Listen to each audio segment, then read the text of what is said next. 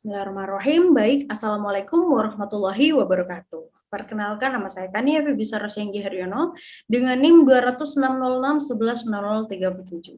Saya adalah mahasiswi dari UIN Maulana Malik Ibrahim Malang dari Fakultas Sains dan Teknologi jurusan Teknik Arsitektur. Nah, pada kesempatan kali ini saya membawakan atau mempresentasikan materi saya yaitu ideologi komunisme. Di mana ini ialah sebagai tugas dari UAS ujian akhir semester dari mata kuliah kewarganegaraan yang didosen pengemudi oleh Bapak Muhammad Kamiluzaman MPDI. Baik, langsung saja. Jadi ideologi komunisme. Dari komunisme dulu. Komunisme itu bahasa Latinnya dari komunis, sedangkan bahasa Inggrisnya atau bahasa universalnya itu common. Komunisme ini ialah ideologi yang berkenaan dengan filosofi, politik, sosial, dan ekonomi yang tujuan utamanya terciptanya masyarakat komunis dengan aturan sosial ekonomi berdasarkan kepemilikan bersama. Namun ada istilah lain yang mengungkapkan bahwa komunisme ini ialah ideologi politik dan ekonomi yang memposisikan dirinya berlawanan dengan demokrasi liberal dan kapitalisme.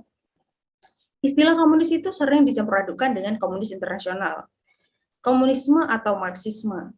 Komunis itu ialah ideologi dasar yang umumnya digunakan oleh partai komunis di seluruh dunia. Sedangkan komunis internasional merupakan racikan ideologi yang berasal dari pemikiran Lenin. Lenin ini adalah seseorang ya, dari tokoh gitu. Sehingga dapat pula disebut sebagai Marxisme-Leninisme. Kemudian untuk sejarahnya tersendiri, sejarah paham komunis.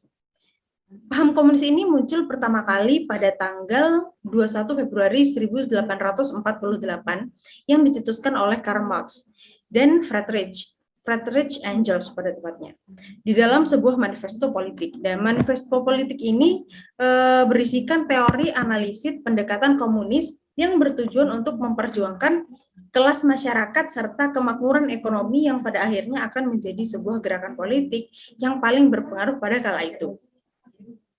Ideologi ini muncul dengan dilatar belakangi adanya kesenjangan ekonomi yang terjadi di belahan Eropa, terutama pada segi industri. Nah, pada waktu itu, orang-orang yang memiliki kekuasaan cenderung mementingkan dirinya sendiri serta menindas para petani dan buruh. Kemudian muncullah ide dari Karl Marx ini dengan paham komunismenya. Ia menginginkan kehidupan masyarakat agar lebih adil dan tidak mengenal adanya kelas sosial dan mengutamakan hak setiap individu. Kemudian juga tidak bergantung dengan adanya Tuhan. Nah, awal kemunculan ideologi ini sangat diterima oleh masyarakat hingga mengalami perkembangan yang sangat besar di berbagai belahan negara di dunia. Bahkan, komunisme ini meraih puncak kejayaannya di negara Rusia, tepatnya di Bolshevik, dengan terbentuknya Uni Soviet serta komunisme internasional atau biasa disebut Komintern. Nah, tujuan utamanya komunisme internasional atau Komintern ini, tujuan utama berdirinya ialah untuk menciptakan masyarakat di dunia menjadi pengikut dari paham komunis. Nah, akan tetapi perkembangan ideologi tersebut menurun sejak berlangsungnya Perang Dunia Kedua di akhir Perang Dingin Revolusi 1989. Dan pada waktu itu juga yang meruntuhkannya ialah komunis serta bubarnya Uni Soviet dan pada tahun 1991. Nah, walaupun paham komunisme ditolak pada berbagai negara termasuk Indonesia, namun paham ini tuh tetap ada dan digunakan sebagai ideologi di beberapa negara. Beberapa negara yang menganut paham komunis itu ada Republik Rakyat Tiongkok, Vietnam, Laos, Kuba, serta Korea Utara. Nah, kemudian setiap ideologi itu pasti memiliki ciri-ciri kan. Namun apa ciri-ciri dari ideologi komunisme? Ciri-ciri yang pertama ialah komunisme ini sifatnya ateis atau biasa disebut tidak mempercayai adanya Tuhan, menganggap Tuhan itu tidak ada. Kalau dia berpikir bahwa Tuhan itu tidak ada, tetapi ketika berpikir Tuhan itu ada, maka keberadaan Tuhan terserah kepada manusianya. Itu menurut pemikiran komunisme. Untuk ciri kedua, yaitu kurang menghargai manusia sebagai individu. Dibuktikan dengan ajaran yang tidak mengizinkan seseorang menguasai alat-alat produksi. Kemudian ciri ketiga adalah doktrin komunis itu salah satunya yaitu the permanent atau continuous revolution atau revolusi terus-menerus. Revolusi menyebar ke seluruh dunia, maka komunisme disebut-sebut sebagai go internasional. Nah, kemudian komunisme ini juga mempunyai program terwujudnya masyarakat yang makmur tanpa batas dan semua orang itu sama. Tapi untuk mewujudkannya ada fase diktator proletariat yang mempunyai tugas membersihkan kelas lawan komunisme, terutama tuan tanah yang bertentangan dengan demokrasi. Kemudian komunisme ini juga mengajarkan teori pertentangan perjuangan kelas, dan negara dan hukum akan lenyap karena tidak lagi diperlukan. Itu menurut ideologi komunisme. Kemudian untuk ciri yang terakhir ialah komunisme itu menganut sistem politik satu partai, yaitu Partai Komunis. Sehingga bisa dibilang sebagai negara komunis tidak ada partai oposisi atau komunisme itu pada dasarnya tidak menghormati HAM atau hak asasi manusia. Nah, kemudian bagaimana dengan sistem ekonominya? Nah, sistem ekonomi yang dikembangkan oleh komunis ini dalam segala aspek itu pendustrian yang dilaksanakan oleh negara dari penyediaan bahan baku sampai di distribusi akan dikendalikan penuh oleh pemerintah. Jadi tidak ada individual, sehingga tidak ada sistem pasar seperti yang terdapat di negara lain. Semua sistem transportasi yang ada, entah itu transportasi darat, laut, dan udara, itu juga semuanya milik pemerintah. Hak milik atas alat produksi per seseorang atau individu itu akan dihapus. Dan barang-barang yang menjadi milik pribadi itu hanya pakaian, perabotan, dan juga upah. Nah, kemudian ini, More Skills. Itu ekonomi luar negeri akan dipimpin oleh pimpinan komisaris rakyat. Itu.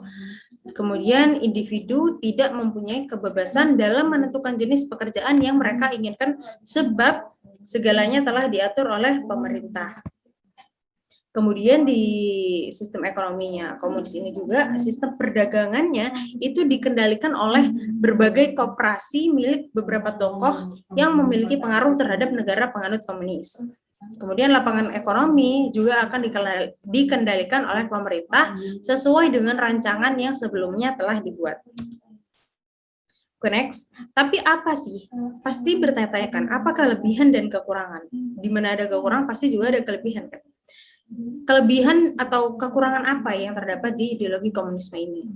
Nah, untuk kelebihannya, dalam bidang ekonomi, negara yang menganut paham ini akan cenderung lebih mudah dalam mengendalikan angka pengangguran, inflasi, serta masalah lainnya. Sebab pemerintahnya itu memiliki kendali penuh atas rakyatnya. Kemudian, setiap individu juga memiliki kedudukan yang sama, sehingga tidak ada pihak yang menganggap dirinya lebih unggul dari yang lain. Juga untuk kelebihannya itu jarang sekali terjadi masalah ekonomi seperti krisis ekonomi atau kasus kelaparan, sebab pemerintah yang mengatur segalanya, segala permasalahan yang ada, dan masyarakat atau rakyat itu hanya tinggal mengikutinya. Kemudian apa kekurangannya? Kekurangan dari ideologi ini ialah berpotensi besar untuk terjadi kasus monopoli yang dilakukan oleh aparat pemerintah yang bisa berdampak merugikan masyarakat. Kemudian di dalam penerapannya juga paham komunisme ini cenderung tidak menghargai adanya hak asasi manusia atau hak. Kemudian tidak ada juga kebebasan individu karena semua hal yang dilakukan masyarakat itu, yang dilakukan rakyat itu dikendalikan penuh oleh pemerintah. Nah, kemudian siapa aja sih tokoh komunisme? Jadi tokoh komunisme di Indonesia dan internasional itu ada tokoh di Indonesianya itu ada Abdul Majid, Ahmad Dasuki, Dan Aidit, Abdul Arif, dan yang lain-lain. Serta tokoh internasionalnya itu ada Musso, ada Aidit, ada Karl Marx, ada Joseph Stalin, ada Friedrich Engels, dan Leonid Brezhnev. Kemudian negara-negara apa saja yang menganut komunisme ini, ideologi komunisme ini?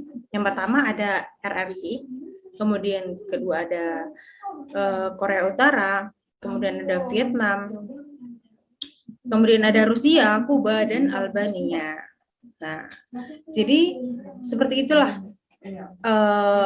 materi tentang ideologi komunisme ini, dari sejarahnya dan apa ciri-cirinya, sistem ekonominya, serta siapa saja tokoh-tokoh yang terlibat dan negara-negara mana saja yang terlibat. Mungkin cukup sekian dari materi yang saya sampaikan pada kali ini. Kurang lebihnya mohon maaf jika ada kata yang kurang berkenan.